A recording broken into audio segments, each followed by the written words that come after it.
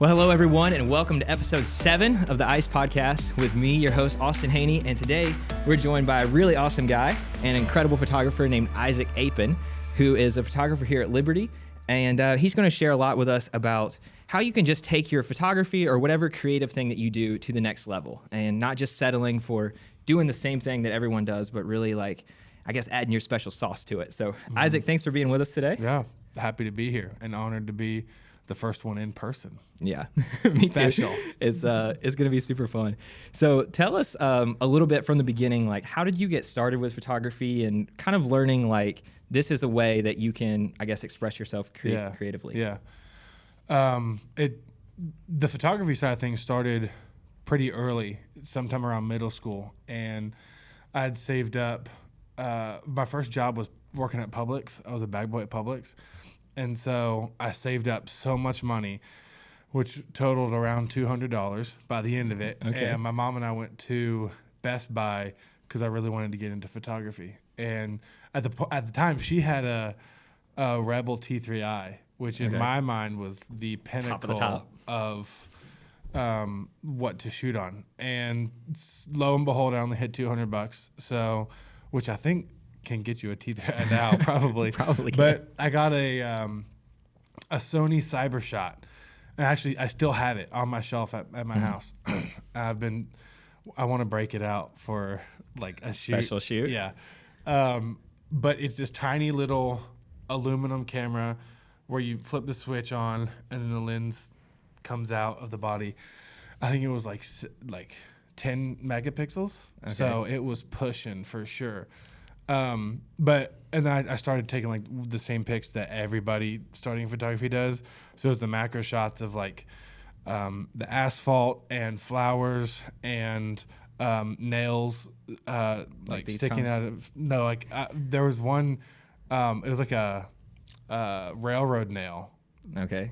I remember, and probably edited it in sepia, but that's where I started, and that was in middle school. And I recognized the eye for it pretty early, but never made it something worth anything. It was always just like a kind of backhand hobby. But then got into design in 9th grade. I did a summer-long internship with the creative department at my church, and I learned under a guy named Dallas, who's a stud.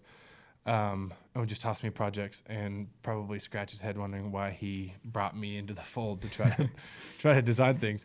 Yeah. And I would make fake magazine covers for my brothers on pictures that I took with my which you still do, Motorola, which I still do. Yeah. It's a little bit more refined. Yeah, your skills have grown. Yeah, but I love messing around like that. I feel like it's a easy, fun way to keep sharpening my skills. But that's where the design started. So all throughout high school, I just kept working at it and kept making really, really terrible looking stuff. But fell in love with it enough to realize that's what I wanted to major in when I came to school. Yeah. So came here to Liberty and from the get-go declared graphic design as my major, which I look back as a blessing because a lot of my friends halfway through sophomore year didn't even know what they were going to study. Figuring it out. Yeah.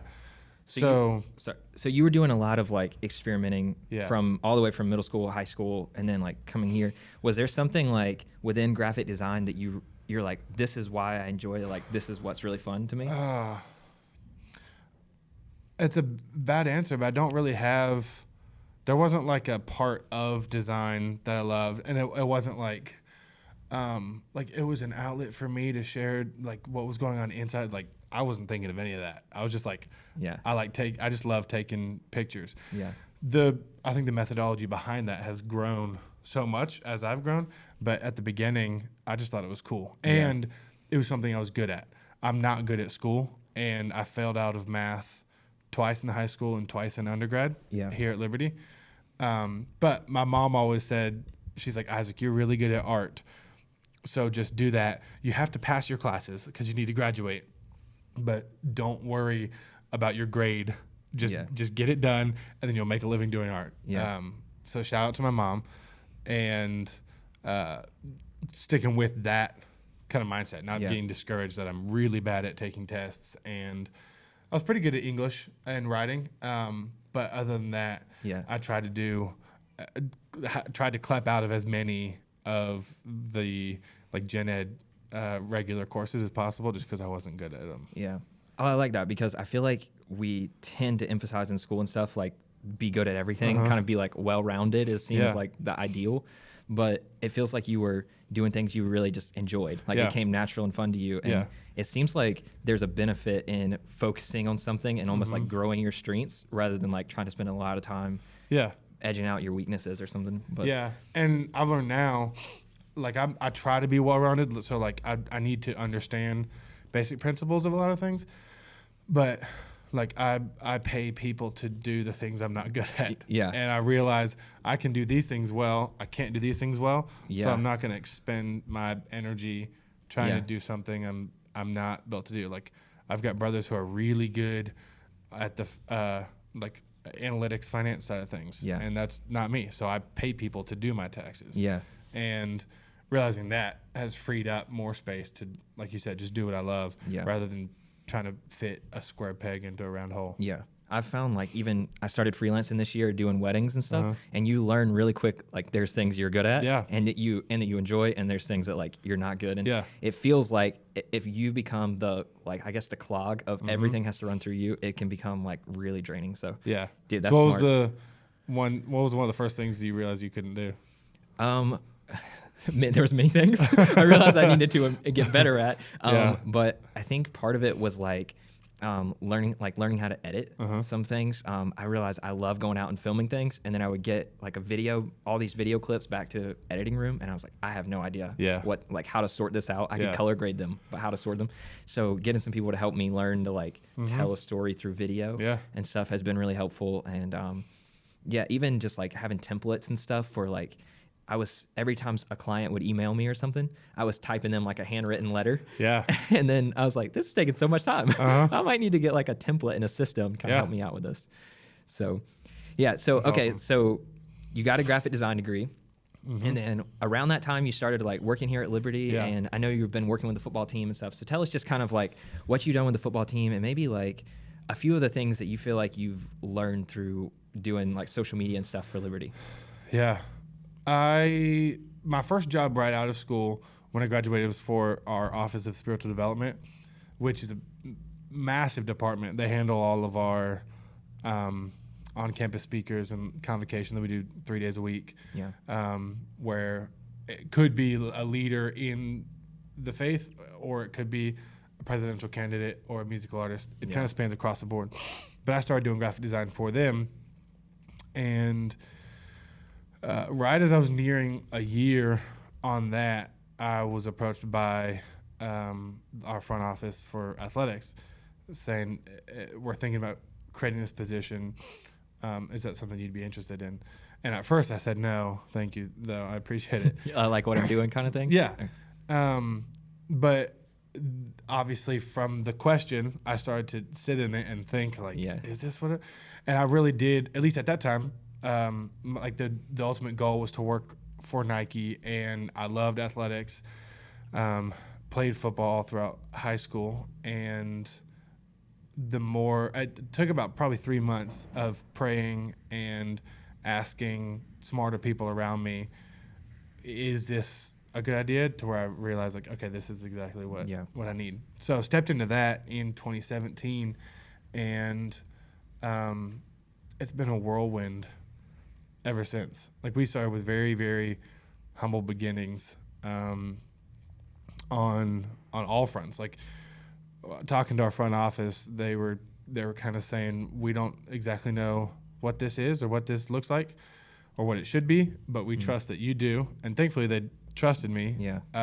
I did not know what it was going to look like at all, but I was willing. I was young, and I was willing, and I had the work ethic to just give it my best. Yeah. And I knew what I could bring to the table on the creative side of things, and I just wanted that to help the department. So when I started was kind of when college athletics and the social media space was really just getting started, which is crazy to think how insanely active most teams and accounts are, and then how important it is now. But 5-6 years ago, there was not nearly an emphasis or the infrastructure that we have now to do everything on social. So it's been a day by day, year by year kind of a process to get to where we're at now. But when I first started, my role was overseeing all sports, which is a huge task. Yeah, it's a big task. But I couldn't do that obviously at the time. So I just said, okay, give me football as like the guinea pig. Because football is my favorite sport. My brother played here, and that was just a little closer to me. So I said, let me have football. I'm going to change the passwords. Y'all can't post on the account. Okay. And we'll see where it goes. If it goes well, then we'll try to model the rest of our sports after football. And if it doesn't go well, you can fire me or find somebody else that's better at this than I am. But when I started, we had like 6,000 followers. We were still posting iPhone pics from like Big South Media Days, and it, I guess, got us to that point. But for my vision where I wanted to bring everything, it needed a lot of attention to detail and TLC. So I started in this building before it was all renovated in a back. It was a broom closet that they turned into an office and gave me a desk. No windows, so I put up some posters, but I just had a lamp and my iMac, and that's where I got to work. And now 5 years later, we're here now, and it's like I said, it's been a journey. Honestly, a lot of it has been uphill to get where we're at. But looking at our team and what we're able to do, I could not be more proud of the product that we've put out. And I learned a couple years in like what the why was behind everything, and which is who we're doing it for, and what's the purpose at the end of the day. Like I said, my dream was always Nike, where now it's more like, and I've learned a lot. So Nike, most of their stuff they don't do in-house. It's third-party contractors. Okay.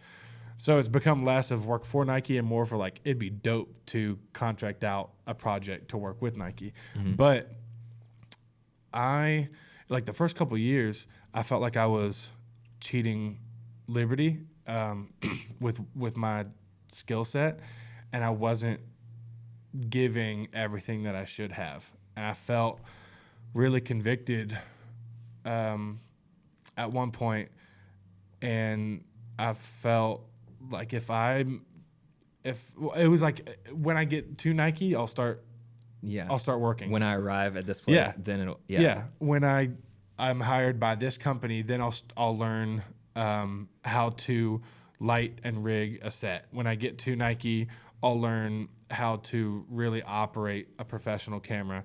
When I get to Nike, I'll start getting better and experiment with athletic design that can tell more of a story. And it hit me, and I felt like I was being irresponsible in a sense, because I didn't think if I cheated now and where I'm at right now, why in the world would God open up a door to use my gifts and talents at the next level? And even like maybe even if you got the opportunity at Nike, all of a sudden you get there and you're like a little unprepared. Or you don't know the skills that they like expect you to have or something like that. And just completely in over my head with something of that level. And now, which is funny because like now 5 years into this, and it's kind of like studying the Bible. The more you studied the word, the more you're like, I don't know much about this. So it's kind of the same thing where the more I've been in this industry, the more I'm like, I feel less prepared now to go work for Nike than I did 5 years ago because of what I realize I'm not good at, and what I realize the people who get those Nike gigs are phenomenal at. But I remembered back to third grade, one of the our year verses that we memorized was Colossians 3:23. This is whatever you do, work as if unto the Lord, not for man. And that hit me and really changed my perspective on everything. And so my focus shifted, and it wasn't designing for this coach or for this athletic director or for this person in charge or this VP. I wanted to design everything or take photos and make videos for the Lord.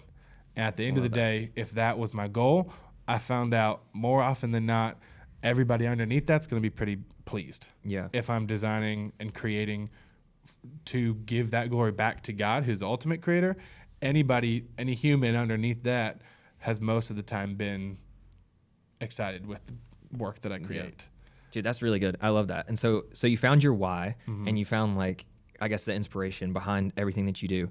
And then was there kind of a parallel click where from whether it was gear or from how are we approaching video shoots or photo shoots or graphic design? Was there something parallel of this is how we're going to did you get a vision for where you wanted to take the program as far as actually communicating and that kind of stuff?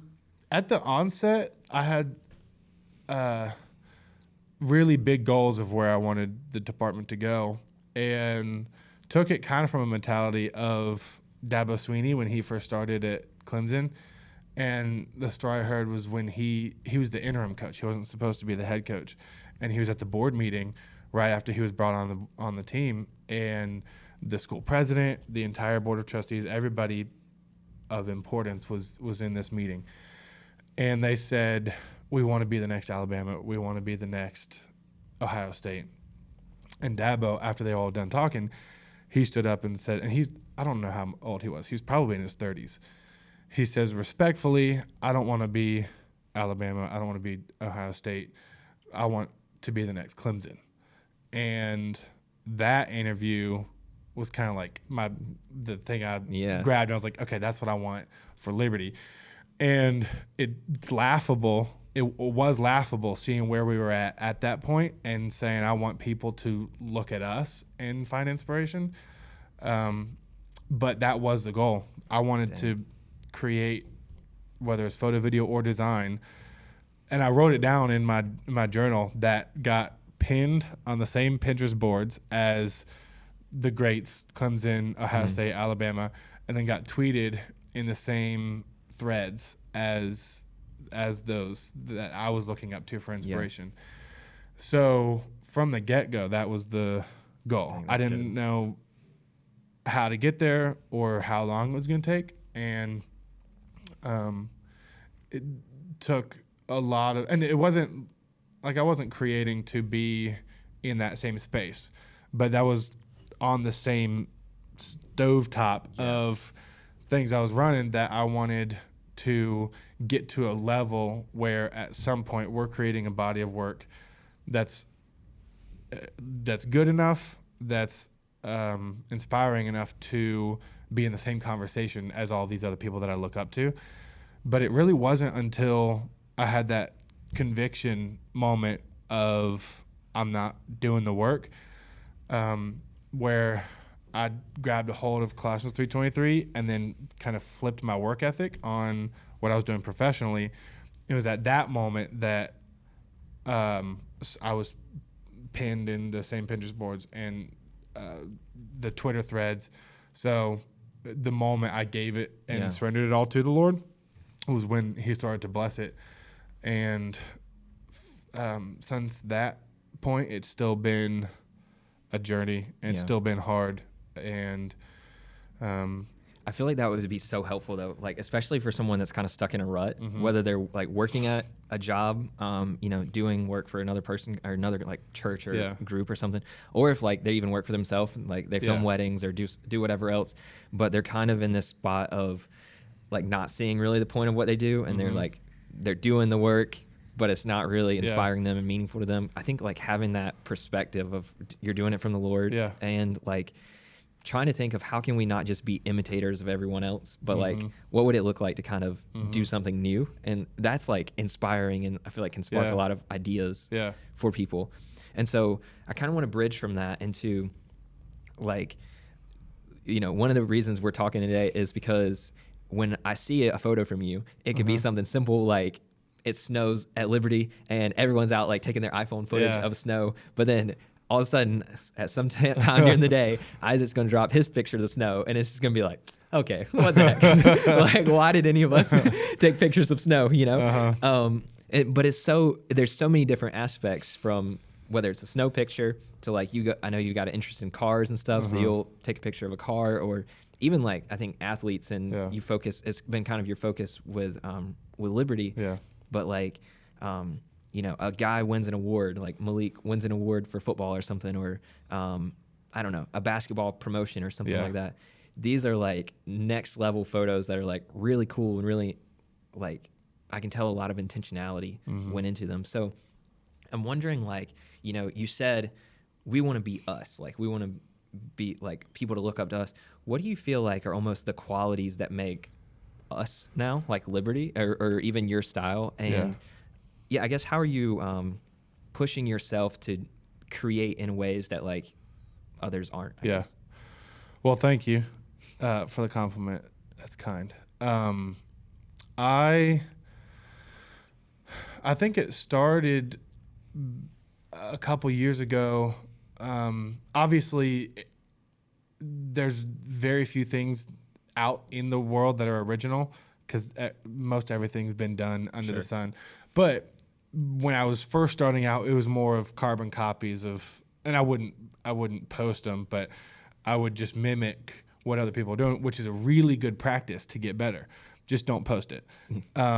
But I would copy the same lighting style as a photographer that I really admired, or I would carbon copy a design of this athlete from this designer that I really admired, just to get myself in the process of why did they do it like that? Because I'd look at the piece of art and I'd realize that I love it, and then kind of deconstructing that and creating it myself to try to figure out why do I like it so much. But and I don't want to. That's no. I want you to go back to that, but that is something like that is not unique to you. I've heard so many people say like imitation kind of leads to creation, and we think sometimes we need to have all these original ideas. But really, it's like kind of we have to learn and almost like get the experience and practice first. And like my major was in like pastoral leadership and stuff, and so I always had this perspective like I need to preach original sermons, which obviously I guess at some point you want to do. Right. But even people I really look up to, like I was listening to Louis Giglio talk the other day, and he was saying that his first sermons were all like copies of people that he looked up to and stuff. And so it's cool that like even the most original people started out like kind of imitating and learning and stuff. So, well, Casey Neistat, he's a YouTuber, filmmaker, and he essentially invented vlogging. And I've been an OG Casey fan from the beginning, because he had one video that went absolutely viral, and I found him at that and then just kind of dove in. Since. But one thing he said is there's no such thing as originality, or there's no such thing as original. So your goal should be make it different and make it better. And that stuck with me, because little small Liberty, and even now we're a few years into this, but we still have a fifth of the team that Power 5 schools do, but trying not to let that be an excuse to make really great work. And we'll see something this school does or this program does, and we'll kind of think, oh, well, dang it, that's theirs now. Like that they took the idea, we can't do it, or else it'll obviously be like very clear plagiarism. So trying to teach our team, look at what other people do, find inspiration, that's still great. But if you want to implement that here at Liberty, you need to ask yourself, how do I make it different? So how do I make it Liberty? And then how do I make it better? So like you said, like Malik wins an award, or Darius McGee, we did a photo shoot with him last year, when they got their championship rings in, and because he's an absolute stud. So we did a photo shoot, kind of giving homage to Michael Jordan when he did this photo shoot with all of his championship rings. So trying to take inspiration and ideas from people and from the wealth of knowledge that we have accessible to us, but then putting our own twist on it and our own spin on it. And even when we didn't have a base of inspiration, or for this project, here's where I'm coming from and here's where I want to go, the goal internally was always just to make it excellent. Yeah. I don't care what it is it photo, video, or design. Are 5 people going to see it, or 30,000 people, or 1.5 million people going to see it? I think we should strive for the same level of excellence in all of that. And so I think at the end of the day, that's kind of become the brand in a sense. And not that we have the market or the monopoly on doing things well at all, because we're still growing. Sure. But instead of trying to do this style for photo, or this aesthetic for graphic design, or this type of coloring for video, because I was self-taught in those areas, and I learned what to do and what not to do by watching other really great people. What I've tried to bring into our team is just make it look really good. Don't try to make it so stylized, but just keep it authentic and fresh. And I think in this space of college athletics, where everything's been done, everybody has to do the same thing. Like, everybody's doing final score graphics. Everybody does score updates. Yeah. So how can we, if that's what we have to do, tell the score update, what do we do that makes it different and makes it better? Yeah. So we started a few years ago really going photo heavy, just because analytics wise we realized the numbers weren't shining for really heavy design stuff. So that's where having really strong photography comes into play, with strong, well-made design, but keeping it simple and understanding we have just a little bit of time to catch somebody's attention, and we want to do that. And I think one of the best ways to do that is just make your stuff really good. Yeah. No, for real. It's yeah, it's cool because I feel like whether, you've been focusing on sports and stuff mostly, it seems like. And then right now I'm doing like weddings and stuff like that. And before that I was working in a church, and it can become almost, you could say to yourself, I'm shooting the same thing every weekend. Yeah. Like, I'm shooting the same football team, right, or I'm shooting a different couple, but the same wedding. And it can kind of feel like I'm doing the same thing over and over and over. But I think learning how to like tell that story a little differently, or capture people's attention a little differently. And it's interesting because I think that I fell into a little bit of almost like frustration with myself, because I would see people on Instagram or wherever, and I would see like their work, and I was like, wow, that's really cool. And it would feel like a trend. And then I'm like, how can I like keep up with the trends? And I was trying to like bounce around the trends. And I think what's good about trends is it can give you a chance to experiment like with new styles, or like new, whether it's like, I don't know, anything from posting a video instead of a photo to like doing like motion blur photos or something like it can get you experiment and kind of like break you out of a rut. Right. But I think what I'm learning though is it's not necessarily they lowered their shutter speed for this photo, or they had their lighting placed at this angle or something like that. Yeah. It's more like, I think, learning almost the story behind the photo, and why did you shoot it that way in the first place? Yeah. Or what caused you to try to tell the story that way? Yeah. That's almost like more interesting, I think, in like learning why they did the thing can help inspire you. Like, maybe I'll go do it differently. Yeah. But I have like cool inspiration. So yeah, I want to ask you, like the story behind a photo. So I want you to think about just like a photo that you've taken at maybe through your time at Liberty, or even just like if it's something else from a different event.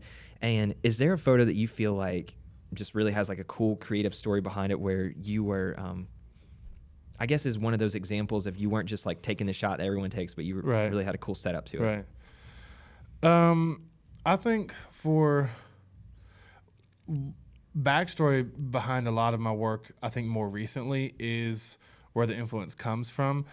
And there are so many studs in the athletic world that I love, but because it's all been done, I'm very influenced by music and fashion and pop culture, and started to ask, how can I take that influence and bring it into athletics? So the lifestyle aspect of things, the behind the scenes kind of a nod rather than being on stage, and letting that help tell the story, because a lot of the photos, game day photos, the award graphics that are put out feel the same. They may be fresh designs, but it's kind of, it's felt stale to me. And so just for me and what photos I was taking, because I would get bored of doing the same thing over and over again. So look at this GQ cover, or watching this Vogue interview, and taking inspiration from that and bringing it into the sports world. So what I tell our team, whether it's photo, video, or design, we're storytellers, and we're trying to tell a story with the info that we have. And A, how do you tell the story with as little information as possible? And B, that's the objective. How we get there is up to you, whatever you want to do. So we're kind of like getting towards the end, kind of like wrapping Dang up. it. But yeah, I know it's been fun. But kind of like closing out, I know that I'm so curious about a few things. So I know that you're at Liberty now, but you're moving towards doing freelance work yourself in the near future. And also, one thing that's cool is, like, at Liberty, I guess your main job has been sports oriented and has been doing stuff with social media for Liberty. But I've seen you, like, I don't know if it's just you doing it on the side for fun or if you're getting paid or not, but you've done stuff with everything from Lamborghini to Winter Jam and like Passion Band and different things like that. And so you've built really like a diverse portfolio and, like, I'm sure a lot of connections along the way. And so I don't know if you were paid for those or if you just did those for fun, but I'm interested, like, how you have managed to kind of like build that portfolio, like build those connections, and even like doing work besides what you're just paid for, and like allowing yourself to, I think, really be creative. And I think even right now, you know, my job is I film weddings, or before that, like, my job was I worked at a church kind of thing. But then I think every creative needs some sort of outlet of, I'm not doing this just because I got paid for it. Yeah. And so how have you kind of found that for yourself? I think what I've learned is the passion work brings the paid work, and the stuff that I do just because I enjoy it and I could do for hours without getting paid has opened up the doors for opportunities and clients to pay me, which is really cool.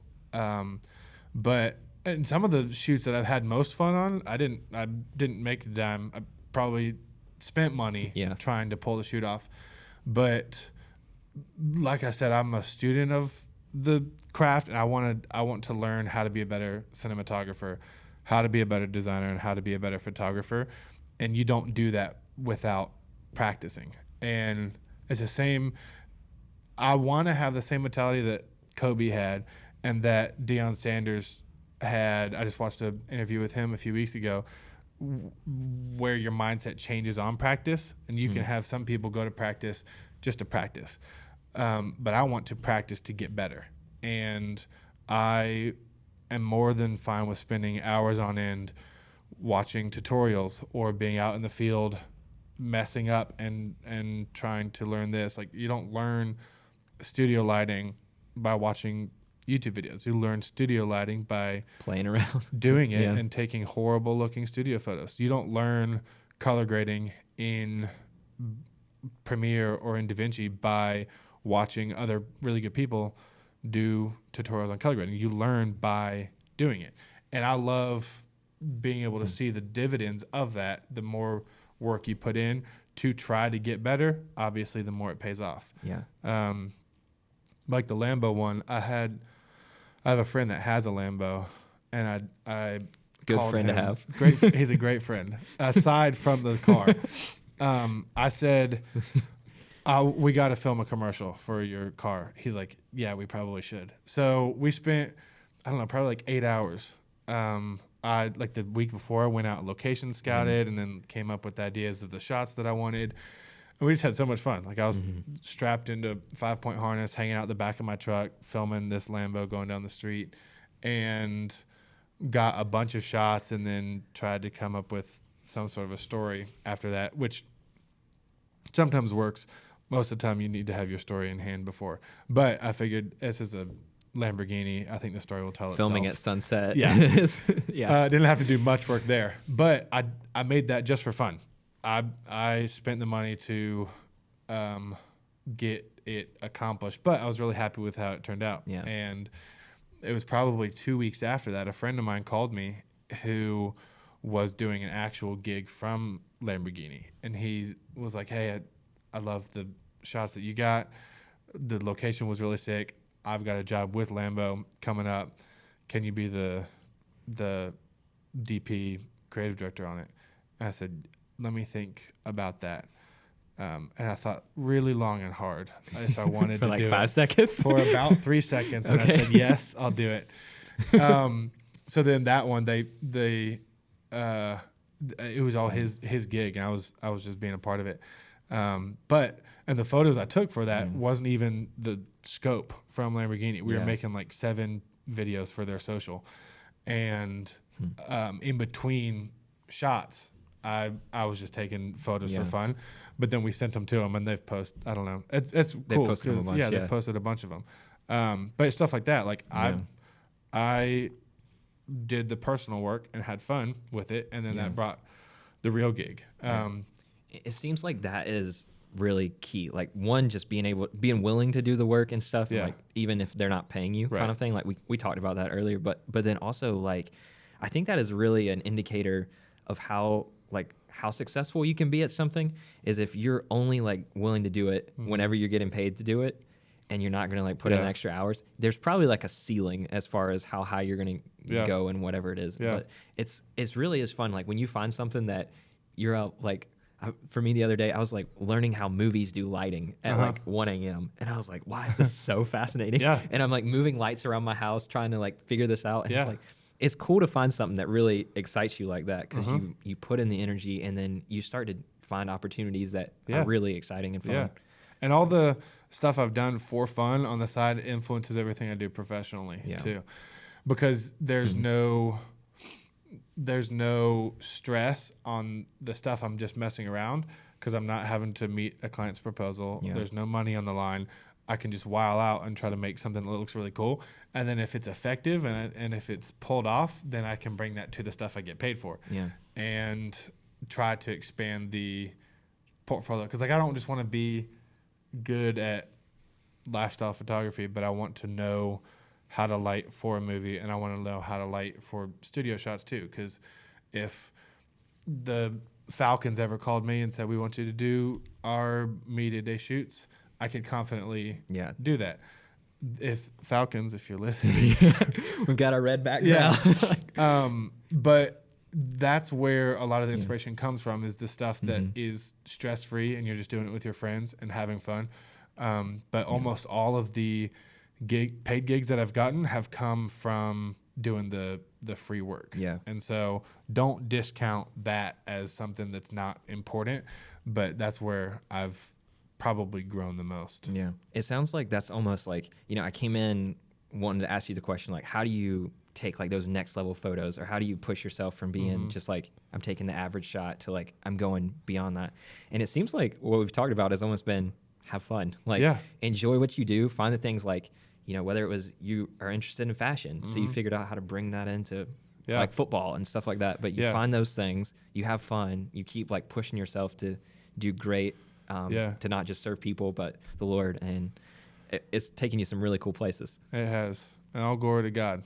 It's just, I have been given the ability to create. So how can I use that to bless others, to give value to others, and then to give glory to God at the end of the day? I think all of this kind of just encompasses back to that.